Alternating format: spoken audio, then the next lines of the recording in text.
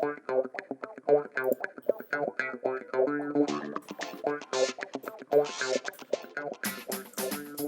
you know that the Sega Saturn was the first gaming console to ship with internal memory?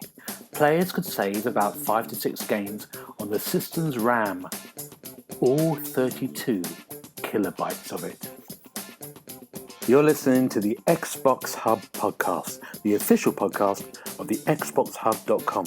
For the latest Xbox news, reviews, videos and opinions, make sure you visit the TheXboxHub.com. But for now, settle down, get comfy, and open your ears for some podcast delights.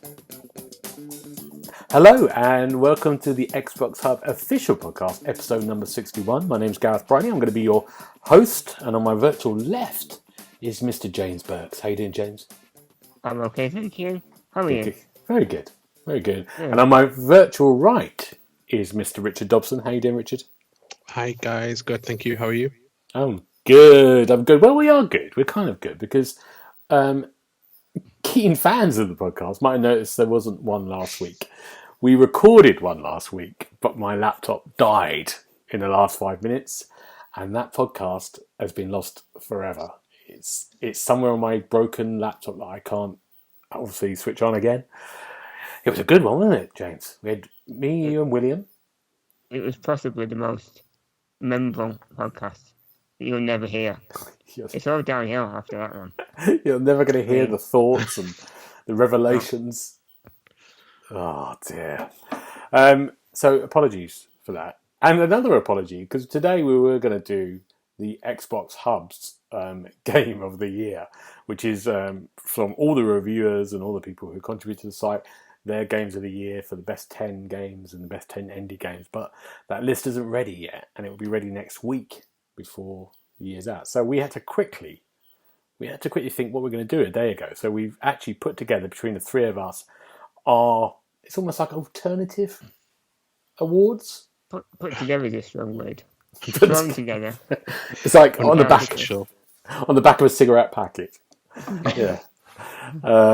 Yeah. So we're going to go through a kind of list, because there's no news or much happening, and so we're going to go through a list of alternative awards. Let's call it that. You're going to know as we go. We're going to go through this whole list. We're going to chat about the year.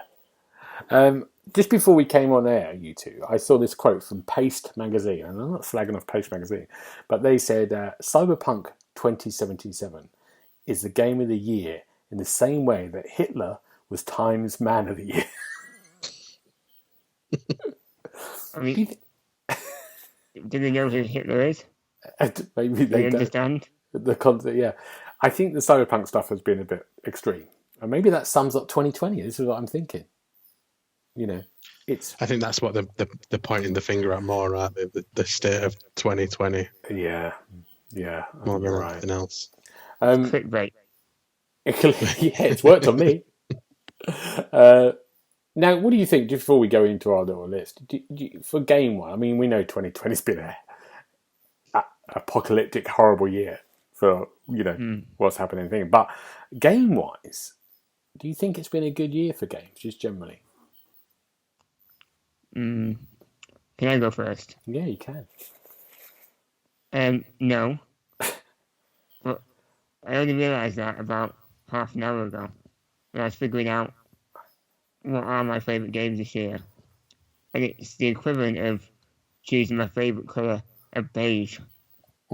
There's so many games that they don't stand out. Right. There's nothing that stood out for me this year. And it's kind of, even the big games, they haven't really hit the mark, have they? As they could have. Yeah. Most of them. So yeah, I think it's been a pretty average year for games. Richard, what about you? What do you share the same thoughts?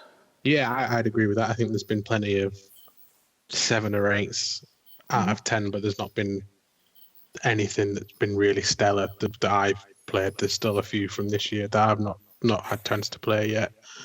But I think it is impressive that when we were doing the podcast back in March and April, when all this COVID stuff sort of kicked off in the UK, we were saying that it's going to have a massive knock-on effect for games for the next 12 to 18 months. But in reality, there's not been. I mean, there obviously has been delays, but not to the extent that we anticipated at the start of it all. And I think teams and development teams have really managed to work together in this difficult circumstance, as has everyone else in any other job, really.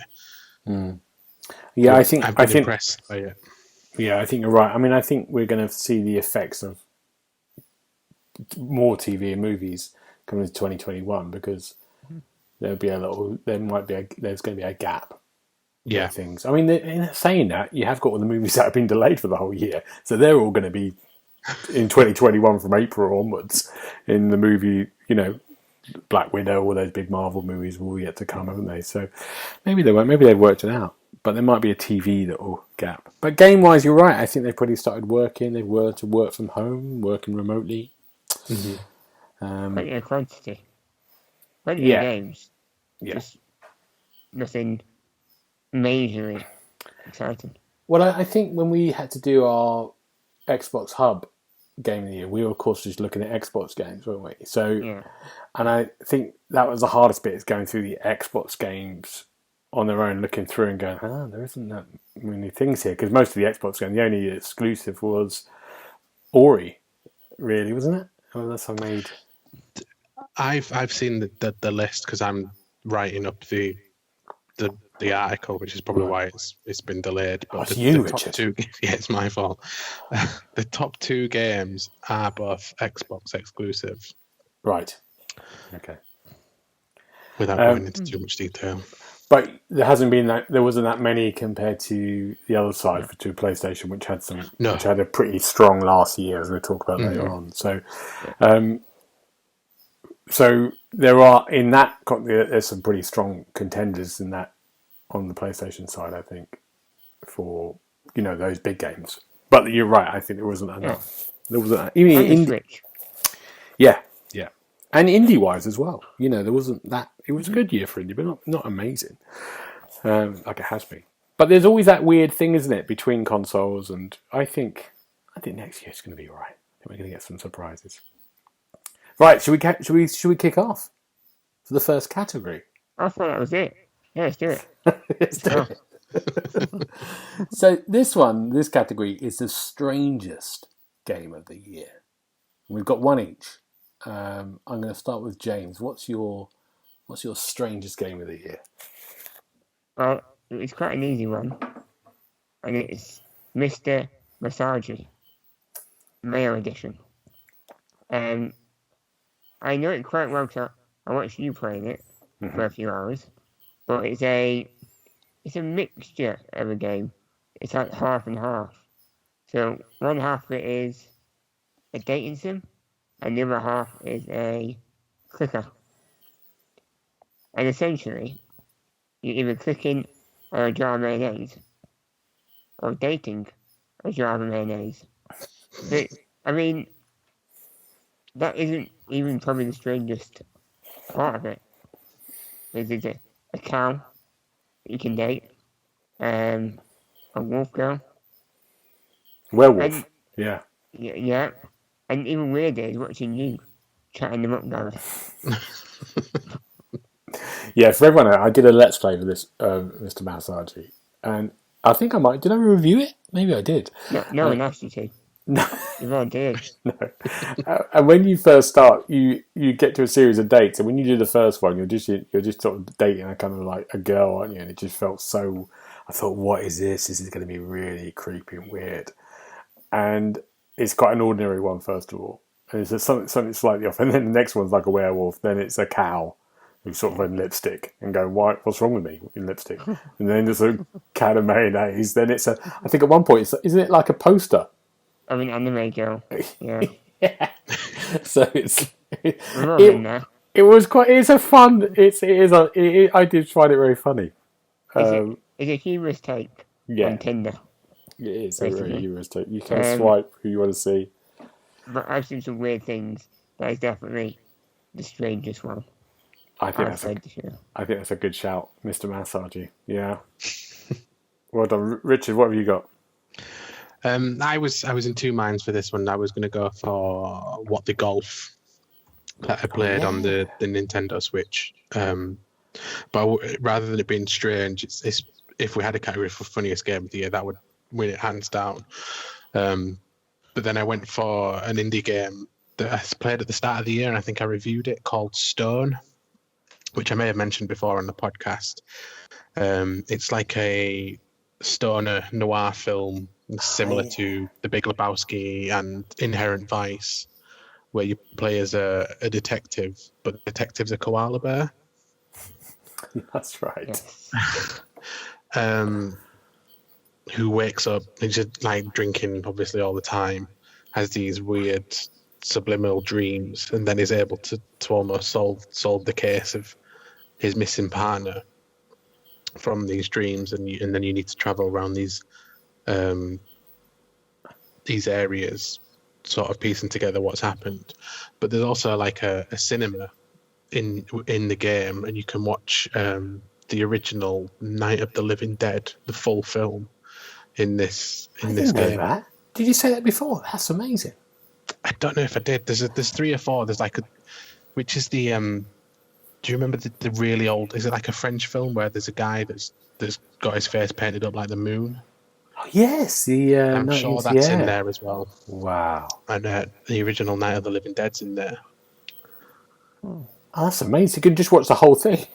Yeah. It's all. I think there's a little thing in there where you've got like your koala ears, which are popping up from the bottom of the screen. But other than that, the full film's in there. Yeah. Wow. I like that. Checking that out. That's good. And what did you give it, Richard? Can you remember? I think I gave it 3 stars. Okay. It certainly wasn't the best game, but it was very short as well. But for 2 to 3 hours, it was good enough. Yeah, good. Now my entry into the strangest game of the year is I've given 3 5-star reviews this year, and one was Valhalla, Assassin's Creed. One was The Last Campfire. And this is my first one. It came out in January, and this is a game called Kentucky Route Zero and TV edition for the consoles. And this is a game that came onto PC about 7 years ago, episode 1. And they were sort of releasing an episode every year, and sometimes I think it was a gap of 2 years. And this collection is everything. I think the last episode came out on the PC at the same time as it did on the console, so they did it as one go. And it's a point and click adventure, and it's so hard to describe. It's like Kentucky Route Zero is almost like this haunted, strange highway that doesn't exist in time and space, that you travel on, and all the rules are different. Individuals are strange. There's a kind of like a ghostly alien kind of like FBI agency. Animals talk. It's this kind of journey that you follow one character in the first 2 episodes, and then he disappears completely, and you follow another group of people. At one point you're in a nightclub and you listen to a whole set. There's a beautiful moment. It's in a nightclub. You're watching this kind of 2 musicians play, and as they do the song, the roof of the club comes open and the whole stars. It's kind of beautiful. It's almost like performance art in a game, and I think it's made by 2 artists who were 2 artists, and then they made this game with, of course, the developers. And you've got 5 chapters of the main story, and then you've got these little things called interludes, which are before each chapter. And the interludes are kind of linked, but they kind of work on their little 20-minute things. And one of the interludes, you're just walking around an art gallery looking at the pieces and commenting on them. Another one, you're in a play, in a theatre show, and you're sort of like having to deliver lines or walk off at a certain point. There's another one when you're in a TV studio trying to put on a kind of like a local cable TV studio in a storm, trying to put on this kind of like conversational piece. It's such an unusual, unique game. I think it's absolutely brilliant, and obviously it's been reviewed, over the years on PC amazingly. It's just one of those games that if you get a chance and it's cheap and you think you can afford it, get it because it's worth the experience. I loved it. I thought it was brilliant. You two played it? No, but I did want to check it out. Yeah. I was tempted. I thought it was about a trip to KFC. But obviously it's not. So I might give it a miss. So that's our first category. So we've got Kentucky Route Zero, Mr. Masagi, and Stone. We can't decide a winner out of those three. They're all winners, aren't they? Each in their own Give me unique way. Yeah. I think they are, yeah. Yeah, everyone can judge and let us know. Exactly. Brilliant. Right, next category is the best gaming moment of the year. And this is all personal. These are our personal gaming moments that mean something to us. James, what was yours? Come back to me. We'll build up to it. Okay, right. Let's go to Richard first, and I'll go next, and then we'll finish with you. Yeah. It's a game I'm going to mention again later on, so I won't go into too much detail. But I really enjoyed the ending to Final Fantasy VII Remake, and I'm not sure how much I can really say because it does go in very deep into spoiler territory, and it only came out at the end of March. Yeah, I don't think we can probably say it yet. No. But can I ask you some questions towards it? And you might. Yeah. Did you finish it? Yeah, I finished it. Yeah. Yeah. I thought it was a brilliant game. I loved that game. I thought it was really good. Was it a completely different ending than the first edition, the first game that came out in '97? Yes. I don't know what to say without spoiling it now. Right. It's hard, isn't it? It's hard to Was it say. a good ending? It was a very, very good ending. A happy ending? No, I wouldn't. Well, yeah, because if anyone's played the original, which I can't spoil because, like I said, that came out in '97. Yeah. The whole premise of the remake is the first 4 hours of the original. So at the end of the remake, it's not really a spoiler to say that they get out of the city at midnight. That's fair enough. But it's how they do it, which I think came as a surprise to someone that played the original, Right. and sort of made it a lot more worthwhile. Yeah, I mean, it's. I think it's fair to say, isn't it? This is not spoiling anything. Because you get to a point in Final Fantasy, it's only it's a third of the way through the first game, isn't it? No, not even that. I wouldn't say. And so your expectations of what would happen in the next couple of thirds, say, or the next couple 3 quarters, anything can happen now. They can change anything, can't they? Is that fair to say? Is that spoiling anything? Yeah. No. That's I know what you mean now. I thought you meant the original. Yeah. So something happens in the remake, and you're like, this wasn't expected. Yeah. And you sort of then you're like, all right, so we're going to be completely different, basically. Yes, and that was quite. I found that really exciting as well because I couldn't really remember the first one a long time ago, and it was all a surprise. And then I did remember certain things, that big events that were going to happen, and I thought, oh, they can change everything now. Yes, they can change yeah, and that's really exciting. And you excited about it to come to the Xbox? I think it had an exclusivity on the PlayStation, but it was only lasting for a year. Ah, okay. So I am expecting this one. April time to come to Xbox. Yeah, it's brilliant. I thought it was brilliant. I really enjoyed it. There was bits in it that are baggy, but it's generally brilliant. I think, don't you, Richard? Well, yeah, we're going to mention it later on. Okay, I really liked it. I'm a simple man with simple tastes, as we'll find out later on. Let's go to me. Best game of the year. Now, I've got a game that came out in 2019, the end of 2019. But I only really started... Say it again. You can't have it. I can. But I only bought it in February of 2020, and it's Death Stranding. So the reason this is my game of the year, because it's the first game I really played when lockdown started. And I thought, I'm going to do Death Stranding. And it was something kind of amazing about playing Death Stranding, which I loved, by the way. I found it an amazing game. But it's a game where you're basically on your own walking through wilderness. So it's like I couldn't go out the house, but I could go out into these beautiful landscapes in an apocalyptic world and deliver post. And there was something really lovely about that. Something really kind of therapeutic about that in the first lockdown. It was when I think of lockdown now, I think of that game more than any other game. That was my moment of the year. Have you played it, you two? I know James hasn't. Yeah, I did.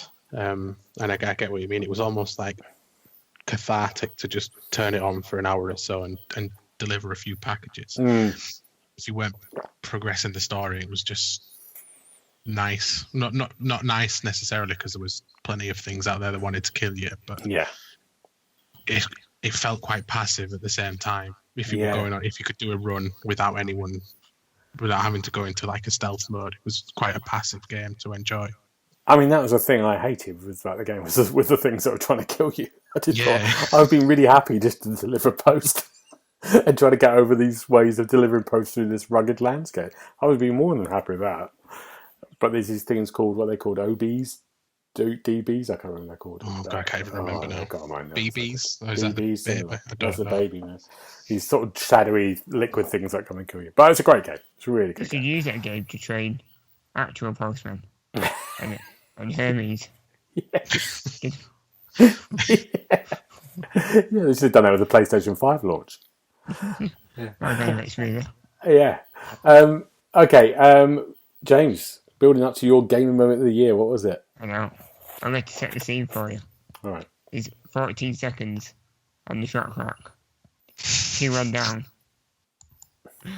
The team morale is at an all-time low. We kick off. The ball goes up in the air. I've had enough of these idiots.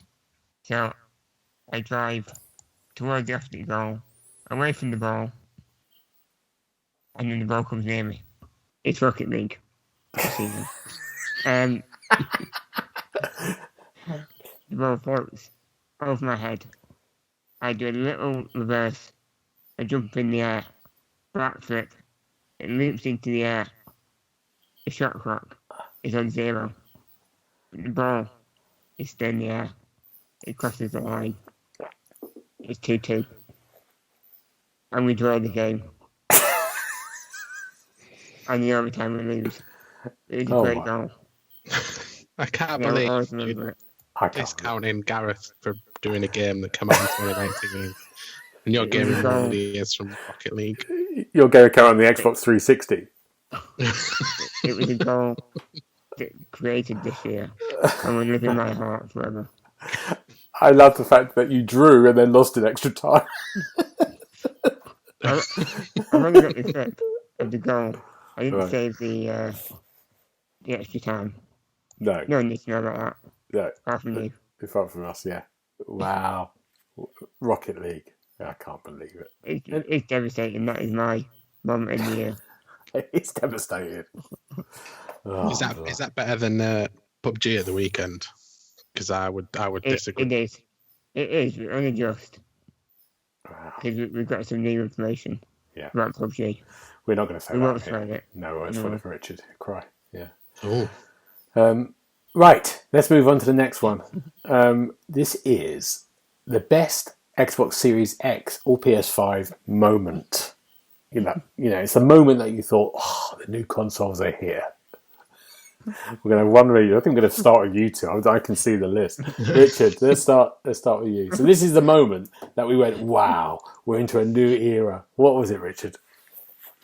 It was the improved load times on existing Xbox One games. Wow. I've not played. I started Valhalla at the weekend, and for me, that's the best looking game on the Series X at the moment, hands down. But just in terms of playing existing games, moving from the Xbox One to the Series X, like Forza Horizon 4 is just so quick now. It's so my avatar in Forza Horizon 4 does the hotline bling dance on the loading screens, but I barely get a chance to see it now. I'm just straight in and out of events. It's very impressive. What else have I tried? I can't think of anything else now. Well, we were talking about it with FIFA because we're obviously big FIFA fans, me and James as well as Richard, and we were laughing when you first started playing it. You didn't have a chance to see the other team, who the other team were. It just had gone, and you were playing. I think they need to rethink loading screens because, especially for Yakuza, it'll give like story beats or hints and tips on the loading screen, but you don't get a chance to read them now. You're in, aren't you? It could be optional. You can turn it on or off. That'd be good, wouldn't it? Optional loading screens. Yeah. It is a kind of amazing thing how you get used to it, don't you? And you think, I can't imagine going. I couldn't go back now. Have you been back, you two? Yeah, it's archaic almost. Right. And what about quick resume? Has that been successful? I've got a few words for it, but they're not good to air. I shouldn't say them. It doesn't work with multiplayer games so much, does it? No. It's the. I mean, I've got Cyberpunk. I'm doing, and it's great for Cyber. It always seems to quick resume Cyberpunk. It always works. So every time I load Cyberpunk, I'm straight. What was it? Cyberpunk. What did I say? You know what you said. Oh no, I didn't say the other word. Cut that out. I won't cut that out. I'm gonna leave that in. It's the end of the year. You did so well. I did so well. Yeah. It's in my head. Oh no. Cyberpunk. Yeah. And it just goes at quick resumes like that instantly. So that's the only time it works. But on FIFA, I think we know Gareth's search history now. That's the next film I'm in. It's one I'm making. Right. So loading times. Thank you, Richard. What about you, James? You got something insightful, some beautiful moment. What have you got? Right. The minute I loaded it up, I thought, yes, an empty hard drive. Nothing in storage. A clear out that I haven't had to think about and go, oh, what shall I get rid of? There was nothing there. It was pure bliss. But then about an hour later, it was all gone. But I enjoyed picking games that I actually want to play and put on there. Yeah. I mean, at the moment, I'm starting to juggle games on and off again. But for that first day, wow. What a moment. I kind of know what you mean. Yeah. I kind of know what you mean because I had my hard drive is huge full of games that I hadn't quite finished yet, or I still got more to do. So it was quite nice and cathartic to have that empty sheet. And now I've only got maybe 10 games on it at the moment, and I'm sort of going. I know I have to go and finish that one, go back to it. So it's quite good. Yeah, but it's still not a standout moment. You two, I can't believe it. I'm going to go for mine. Mine was playing, which you mentioned, Assassin's Creed Valhalla, which is, I think you're right. I think it's the best looking game. I think the game starts in Norway, and you're in a kind of snowy, mountainous area. And one of the first things I had to do is I kind of climbed up a mountain and was going somewhere. And as I climbed the mountain and got to the top, this kind of music just kicked in. This kind of like beautiful soundtrack they've got. And this kind of chorus soundtrack, and the draw distance and what I could see was just like, I just spent ages up there. And I think I might have said to you before in the podcast, I think it's that going, oh my God, this is just a start of that kind of open world. What are they going to look like in a year or 2 years' time? What are they going to explore? Thinking about what we talked about Death Stranding, because I think that's a really beautiful game. And that was at the end of the PS4's life, and then I think with at the start, and Valhalla's a game that's a cross-generation game as well. I mean, it might look great on the Xbox One and the PS4. It might look the same, but I think it was that wow, and how crisp it was, and how the frames per second about how your movement is completely different. I think that was my wow moment. Are you finding that, Richard? You enjoying it? Yeah, I know the exact bit you're on about. And that it was breathtaking when you first climb up to that synchronization point and just get a lay of the land. But even then, when you're in the ship and the water effects and the light shining off it, really, really impressive. And like you say, it's only going to get better from this point. So I think it's going to be good next couple of years. It's going to be exciting. Yeah, I think so. There's kind of, it's going to be lots of really impressive stuff. Yeah, good. That's for that category. We're going to move on. We're doing well. We're half an hour in. Not covered it yet. Not covered anything. Best multiplayer game of the year. It's a hard one, this, isn't it? Let's start with James. What have you got, James? Well, I don't want to steal yours. No, steal mine. You can. I might change mine. I think it is golf with your friends.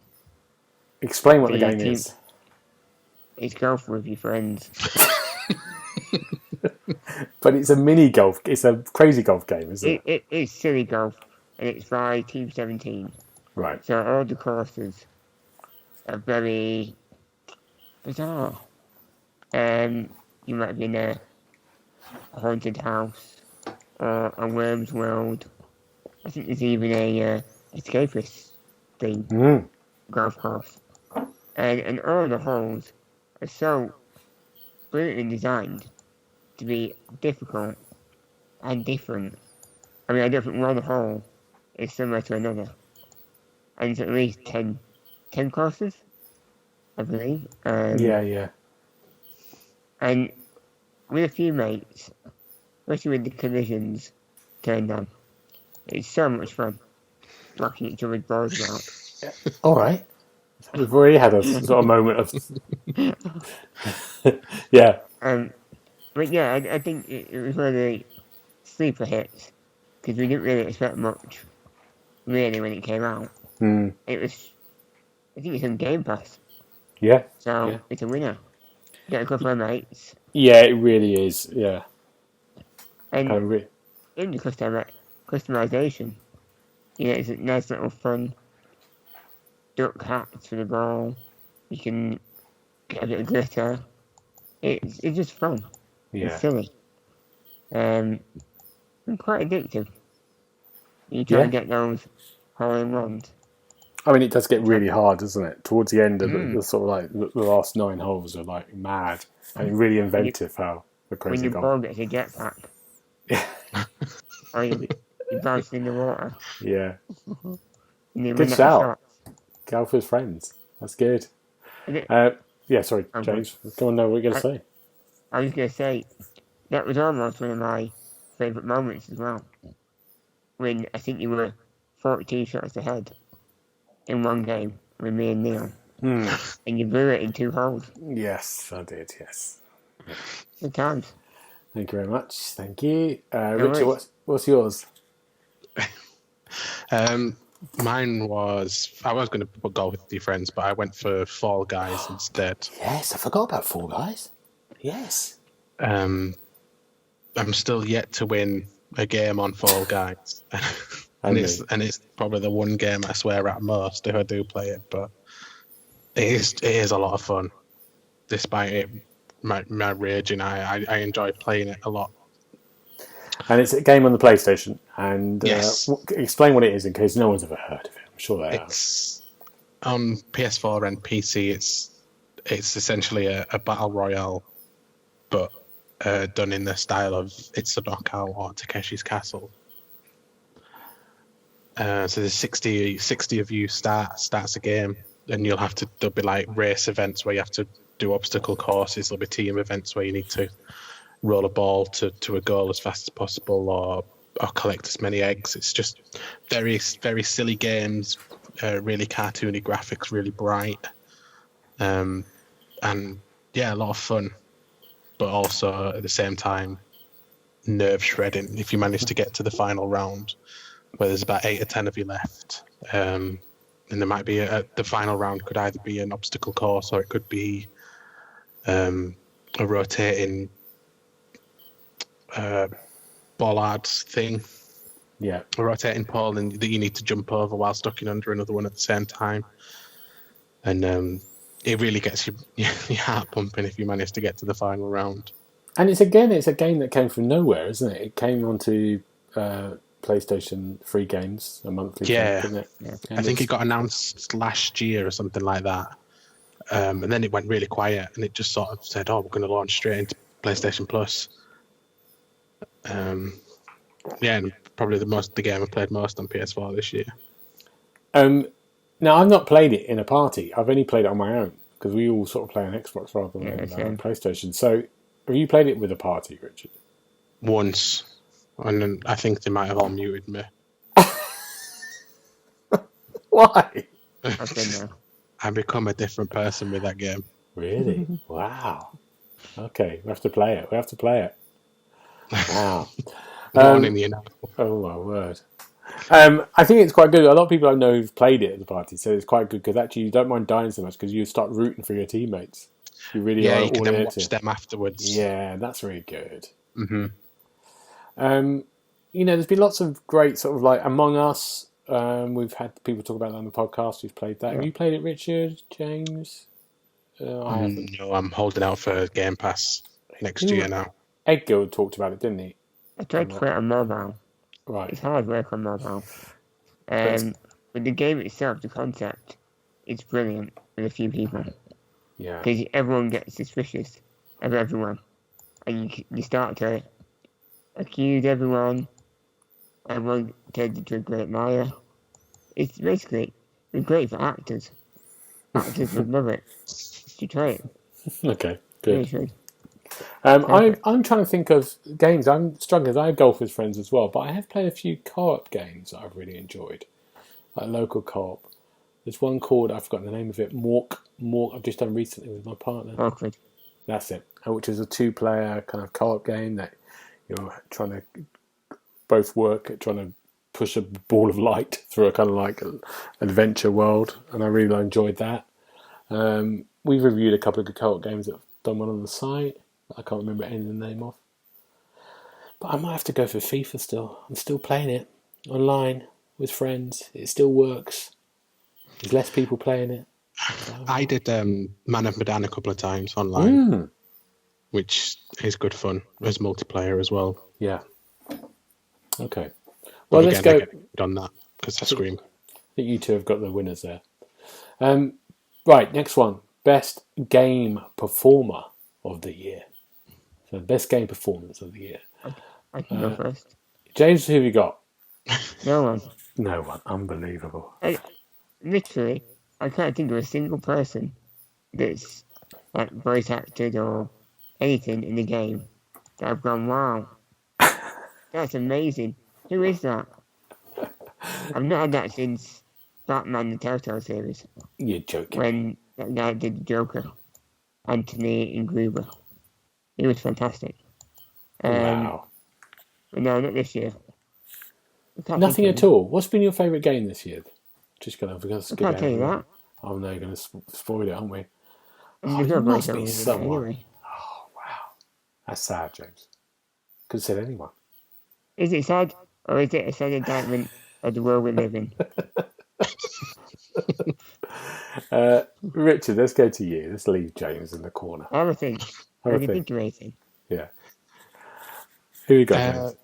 Mine this year was a guy called Greg Chun, who did the voice of Yu Nanba in Yakuza. So was it last year or the year before, he voiced the main character of Judgment, which is a Yakuza spin-off, and he did a really good job with that. So he got invited back for the English voiceover for Like a Dragon. And I don't think he does the motion cap. I imagine that's all done in Japan, but the work that the voice work that he does is exceptional, because I've not yet finished Like a Dragon, but there's a part supposedly about halfway through the game where this character Nanba has a really, really big character arc midway through the game, and then the preceding couple of chapters are all pretty much centered on him, and it's a really personal story for this character, and you begin to learn a lot more about him that you didn't know at the start. And I just think the voice work by Greg Chun was really good. I felt really connected to this story, and it just stood out for me as well. Yeah. Okay. Good.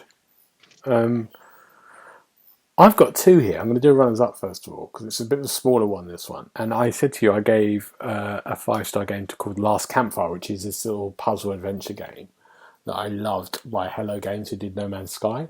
It's their indie game. It's such a weird thing. They in one of the summer showcases they sort of announced the game, but we didn't get a code, did we? We didn't get a press. We got a press release maybe, but it was like it just got thrown out there, and there wasn't really much of an announcement. I don't think there was much PR behind it, and it came out in August. And I bought it. I think I bought it and I sort of like said, "Oh, I'll do a review for it." And it was a brilliant game. It's really great kind of family, like I said, puzzler adventure. Really lovely story about kind of hope and about this kind of civilization. But everyone, both of you two, will love it. But there was a performer called Rachel August, who I think is Icelandic but lives in the UK, and she does the voiceover for it. And she's just a young actress who's just started out. She's probably one of her first jobs, and she does all the sort of like it's like someone telling you a story. So she does the voices and stuff with this kind of Icelandic twang. That's brilliant. It's perfect for it, and she does an amazing job. It's really a really good shout. It really sort of makes the game. So that's my first sort of runner-up. Good mention too. Yeah. And then the second one, of course, is really predictable. It's going to be The Last of Us Part 2. All the cast, from the smallest kind of villain shouting and getting killed to the leads. And I think it's probably the two actresses who play Ellie and Abby, which I've forgotten their names. It's such a kind of like, it's a different level for me, because a lot of people think it's a different level now when you're looking at kind of like small kind of in the motion capture on the facial expressions in that game, where, you know, in the olden days, not that long ago, 4 years ago, if someone acts surprised, they really have to show it, but it could be a sort of small movement of the eyes and this, like you have when you watch a film. And that's what they captured, and the direction and what they did and the exhausting elements of that journey is amazing for both of them, and all the cast. Who plays Joel as well, the famous person, video game performer that I've forgotten the name of. They're all amazing, kind of like performances, and they deserve every award. And it's really interesting with The Last of Us because HBO are doing the series now, and that will start filming maybe next year. It started, so we'll probably see that 2022. And I think they're starting from the first one, you know. But I always have this. I mean, we've got an Uncharted movie coming out soon, haven't we? With Spider-Man. Tom Holland. Yeah, it's really hard with those. And both, I think, Uncharted and The Last of Us and there's a few other games, they have amazing performances already. It's not like doing something like Gems of War and going, let's make a movie out of that when it's a kind of template. What are you trying to say, Gareth? No, but you could say, but then you've got a template to go, I've got Gems of War as an inspiration. You can go wherever you like. I'm going to make that one day. You are going to I'm going to win awards. It will win awards. And I'll find back to this podcast. But with this, you've got expectations of what those characters look like because they're actors playing those things. So it's really hard to, everyone's talking about who to cast for that. And you're just... How can you beat it? I know. How can you top it? Yeah. It's mad, isn't it? I think Uncharted is interesting because they've gone for obviously a younger Nathan Drake, haven't they? So maybe that would do it. Maybe that will help. But this one, it's going to be interesting. It's going to be very interesting. But it's like, you're right. How do you top it when you've experienced that? Mm-hmm. Good. Let's talk about worst game performances of the year. Now, we're not slagging people off here, but we're saying it's... Oh. But it doesn't quite work. Maybe we should call this a sort of like early 90s performance when people used to just go to games and do voiceovers and just shoot, you know, literally sound in the box, go, oh, am I done? Thank you. What have you got first, James? Let's start with you. I went for the Cobra Kai, the Karate Kid saga continues game. Because they bigged up the fact that they got the actors from the TV show. So you've got William Zabka and Ralph Macchio, who are obviously Daniel and Johnny of Way On. And that was kind of like one of the selling points. That we've got the voiceovers. It's going to be amazing storytelling. Come and see this. And then you listen to it, and within the first 10 seconds, you realise you probably filmed it, or recorded it, should I say, on the phones, in the lunch break, under duress. Gone, please do this for us. Just quickly. Give us one line. That's all we need. Do they sound bored? They do. Oh, wow. And I was bored playing it. Wow. So it kind of worked. It's a boring game. Wow. I think it's going to be really interesting with it because I think that's what I said about 90s some of the performances. It was, they had no context of what the thing was. Maybe they had a kind of a sort of picture of it. And then they would just have to do these. They had no concept, just reading lines. And I think a lot of actors as well think games are games. They used to, not now. They used to because of experiences. And when you think of something like way games are done now, the high end.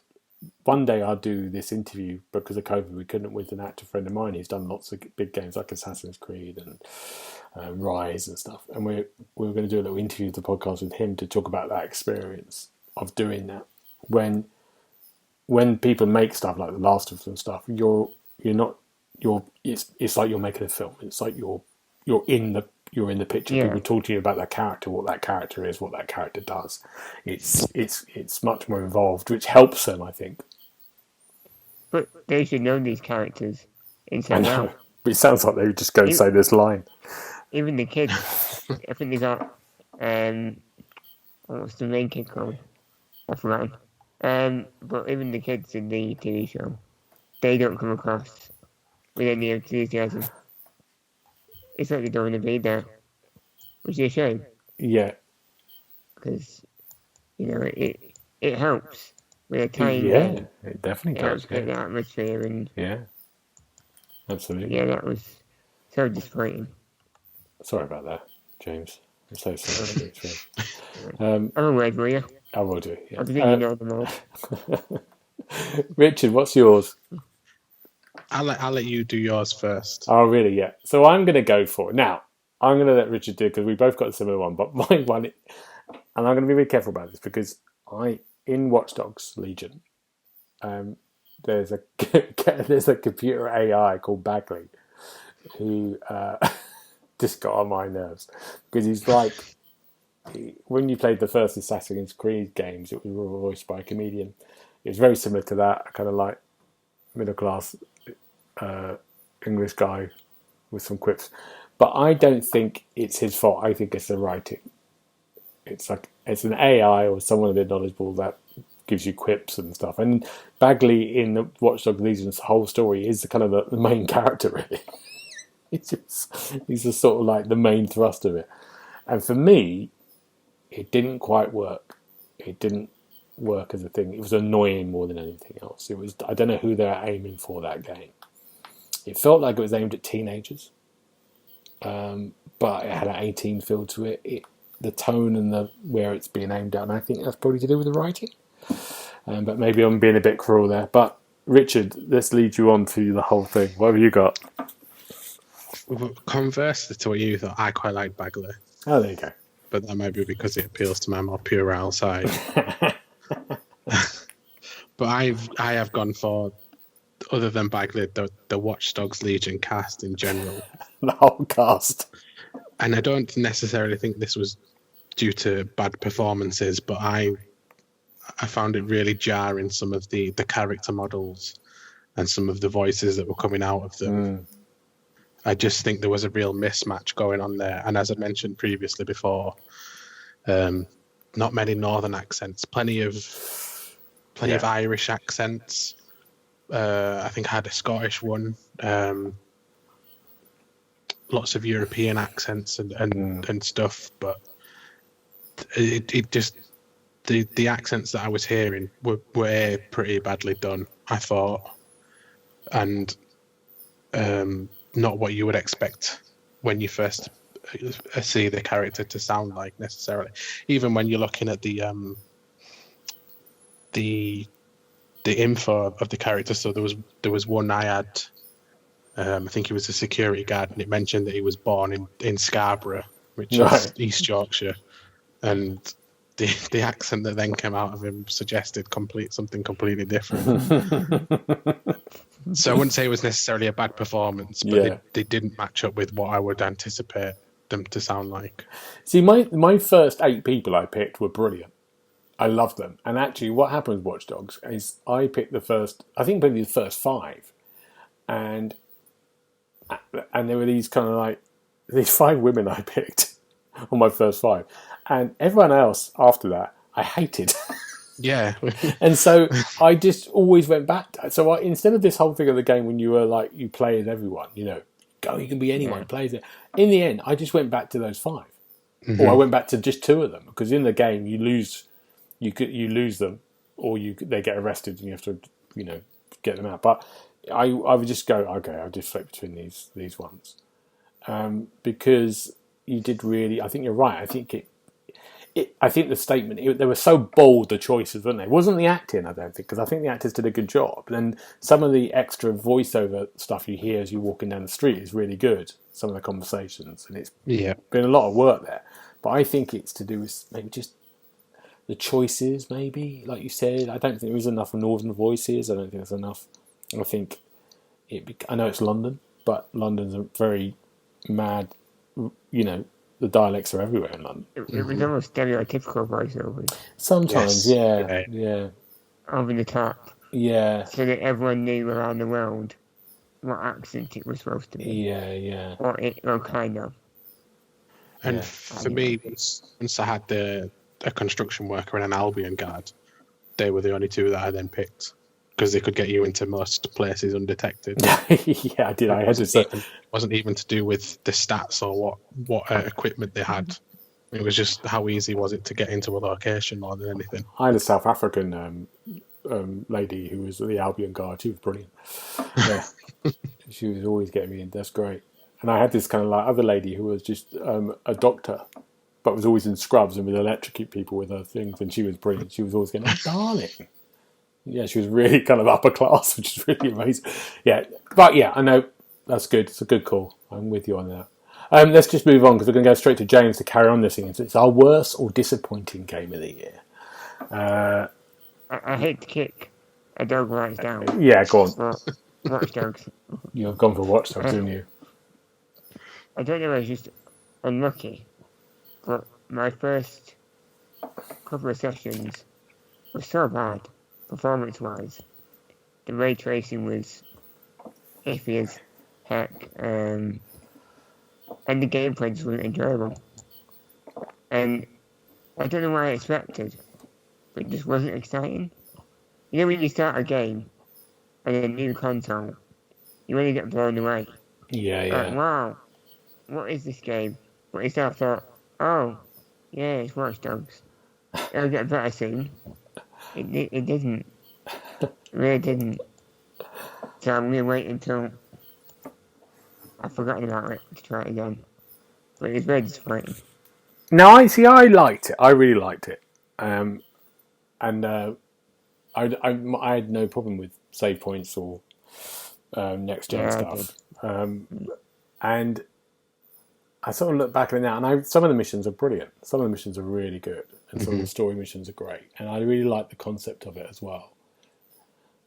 And it's something that didn't quite work for it, though. It's overall. I think you're right. I think it's when you get through a few hours, you get a little bit hooked into it. But it's very interesting with these kind of open world games compared to sort of maybe Assassins and compared to, dare I say it, Cyberpunk. It seems like the little brother now in the corner rather than these kind of like the grown-ups a little bit more in the open world film. So, good. Okay, good choice, James. Richard, what's yours? Conversely to me saying it produced the best gaming moment for me of the year, the rest of Final Fantasy VII Remake I found a bit of a slog. Right. So as I mentioned before, it takes the first 4 to 5 hours of the original and spans it out over a 35, 40-hour game. and there was a lot of new things added that I appreciated. So you got to spend more time with these characters individually that you'd never had previously, especially Aerith, who, yeah.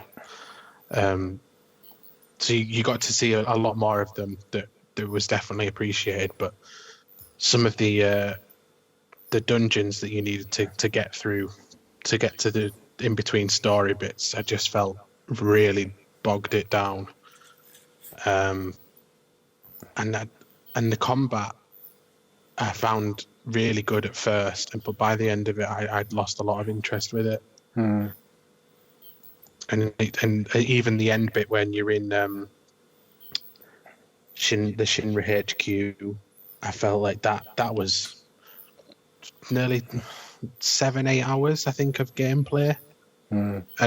And well, that and the preceding fight at the end, it just, because I'd sat down that did go on, didn't it? Yeah, I'd sat down one night and I thought, right, I'm going to finish it tonight because I'm at Shinra HQ, so I know what's going to happen. And it was 2 nights, starting at 8 and finishing at 1 a.m. to get through it all. Yeah. So I did struggle with it a little bit, which is a shame because obviously being a massive fan of the original, I think maybe I'd gone into it expecting too much. Having heard that people that didn't play the original, they thought it was brilliant. But I think that's because I'd put it up on a pedestal, basically. Yeah. I really enjoyed it, but I think I enjoyed it because I haven't got that much hold on the. I thought it was going to be okay, and I got it, and actually I got a lot more out of it. But I'm not a massive Final Fantasy fan. But I did it over about 6 months. I wasn't going in it all the time, so maybe that was why I sort of did an hour at a time or 2 hours. But yeah. Good. My one, I'm going to move us very quickly on, but I think my one just generally with the Xbox Series X launch lineup was a bit disappointed. We didn't have anything. Lack of lineup. Yeah, so we didn't have anything. I think the PS5 had a few exclusive like Demon's Souls and Spider-Man and even their little Astrobot thing. And we had Tetris. We had Tetris. We did have Tetris, but we didn't have a big game. And I think that felt. And I thought the Medium might be out this year, which is it's not Xbox exclusive, but it's an Xbox Series X game. But that's coming soon. Mm-hmm. I'm going to miss out on TV and film, I'm afraid, you two. I'm going to move us along. I know, gutted. Because we've got 2 more categories. And we're going to do Best Game of the Year. And we've got 2 runners. We're going to have 2 runners-up and then your final one. So, James, what are your 2 runner-ups and your final? I don't care anymore. Right. It was a tough one. Like I say, nothing's really been amazing. I've not even played a 5-star game. But third place was 2 Point Hospital, which is a kind of modern-day reimagining of Theme Hospital. Back in the day, right? The theme park, but with a lot of humour, a hell of a lot of humour. It's such a huge game. You can get lost in it for hours, managing the budgets, planning where the wards go, looking after people with weird diseases, like a chest infection, which means you change your pounds, or lightheadedness. I got a light bulb for a head. It's very silly. Yeah, that is my third one because I spent hours on that game. Absolutely hours. And it works well on console. The controls. Okay. It's really a nice bonus. Yeah. Do you want my second choice? Yeah, please. Yeah. Good. Next one. Extinction. Which is a Pokemon. Oh yeah, you played a lot of this, didn't you? Yeah, like a Pokemon clone. I don't know how to describe it. Apart from that, it's a Pokemon clone, but it's better because it's fresher. There's new monsters, new mechanics, and a really interesting story. So it's just same Pokemon, but it's I really like to describe it. It's a great adventure. Yeah, you're going out and collecting creatures. Yeah, and saving the world Okay. as a Right. small child. As you Okay. did. None of us are going to play this game ever, so it's all right. I know, so I'm not wasting my time. What's your final game of the year? What's it called? Zombie Army. Zombie Army 4. There's more. Because nothing beats shooting Nazis in the testicles. Yeah. In slow motion. And it's a great multiplayer game as well. A couple of mates in, shoot some zombies, have a laugh, kill Hitler. Is that not a good night? What more can you ask for? Yeah, Zombie Army 4 is your game of the year. Yep, mic drop. That's me done. Good, Right. thank you. Very good. Richard, let's do yours. Zombie Army 4. My third place was Planet Coaster that launched with the Series X into Game Pass. So it was like one of the first games that I tried the new console out with, and it looked absolutely brilliant in 4K. I think I wrote in the review, I likened it to when I first saw Viva Pinata on a HD TV for the first time. I was absolutely blown away by it. And it was a similar feeling with this, but it just reminded me a lot of Theme Park World that I, as a kid, I played for hundreds of hours on the original PlayStation, just building theme parks and then destroying them to build them again, but better. Even when I heard the tutorial guy's voice, he was a Scottish guy and I can't remember his name, but it's the exact same voice artist as the one from Theme Park World, and I just thought they've absolutely nailed this now. And I was expecting it to be good, but I wasn't expecting it to be that good when it launched onto Game Pass. It is really good. I played it. I've played it's like an hour of it, I think, for a Let's Play that never worked because some reason went wrong. But yeah, it was really, I really liked it. I really liked it. I have to go back. I felt it was a lot easier than City Skyline to get into as well. Definitely, yeah, absolutely. So yeah, just much more user friendly. They'd spent so much time on the control system as well because it'd come from the PC originally. It felt really, really simple to use. Yeah, I totally agree. What's the next one? My second one is Yakuza Like a Dragon, which was my most anticipated game of the year. It was very good. I think I was a little bit critical of it in my review, just because it was being Yakuza. I was expecting it to be perfect, and it wasn't quite perfect. But it was a new city to explore, a new main protagonist. It was all very new, whilst being very, very Yakuza at the same time. And it's a good jumping point for people that haven't maybe touched the series before to sort of give it a try. And like I say, I've not yet finished it. I'm on chapter 10, and I think there's 15. But even that's 35 hours that I've put into it so far. I'm still very much enjoying it. I think they've changed it to being turn-based now. There's parts where you need to do a little bit of grinding that isn't something that Yakuza's known for. Right, but it's just sort of putting that time into it, really. What's the city look like, right? Yes, yeah, that was impressive on the new consoles, and like I say, it loads in so quick now because it's a city that's a lot bigger than what has been previously. But it still loads in quick. But my game of the year is Coffee Talk, which came out at the start of the year, and I think June, July it was giving away games with gold. And this is a visual novel sort of game set in a coffee shop in an alternate Seattle where there's vampires and werewolves and all sorts that come through. And you're the guy that serves them coffee, but you're also like an agony aunt listening to their problems and trying to help them out where you can. Right. But it was just these supernatural characters had very human emotions and very real problems that you try and help them through. And I enjoyed that side of it. I thought the writing was really good. But you also got to, whilst you were serving them coffee, you got to actually make the coffee. So you had like a list of drinks that you could make and a whole set of ingredients that you needed to sort of memorize and know what each person wanted. Because they would tell you what they want initially, but then I think as the game progressed, you sort of had to memorize what their favorite drink was.